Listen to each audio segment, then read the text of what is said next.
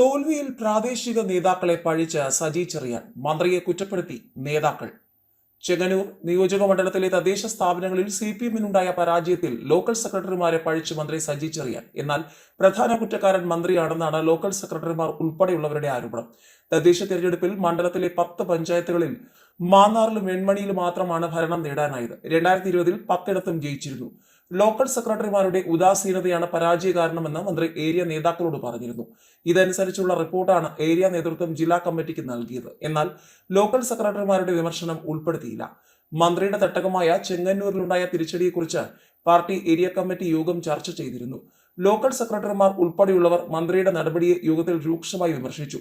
മന്ത്രി താൻ പ്രമാണിത്തം കാണിച്ചതാണ് തിരിച്ചടിക്ക് കാരണമെന്നായിരുന്നു പ്രധാന വിമർശനം. പ്രവർത്തന പാരമ്പര്യവും ജനകീയതയും അടിസ്ഥാനമാക്കി സ്ഥാനാർത്ഥികളെ തീരുമാനിക്കാൻ അനുവദിച്ചില്ല. ബന്ധുവിന് വരെ മറ്റുള്ളവരെ മറികടന്ന് സീറ്റ് നൽകി. ഇതെല്ലാം തിരിച്ചടിക്ക് കാരണമായെന്നായിരുന്നു വിലയിരുത്തൽ.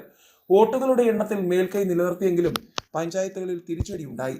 പാർട്ടി ശക്തി കേന്ദ്രമായ മുളക്കുഴയിൽ കേവല ഭൂരിപക്ഷമില്ല. ചെറിയ നാട്ടിൽ കോൺഗ്രസും CPM-ഉം തുല്യ നിലയിലാണ്. 65 വർഷമായി CPM ഭരിക്കുന്ന ബുധനൂരിൽ BJP അധികാരം പിടിച്ചെടുത്തു.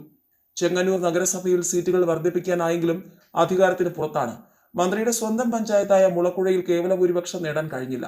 അമിത ആത്മവിശ്വാസം, സ്ഥാനാർത്ഥി നിർണയത്തിലെ പാളിച്ചകൾ, പ്രാദേശിക വിഷയങ്ങൾ എന്നിവ പരാജയ കാരണങ്ങളാണ്.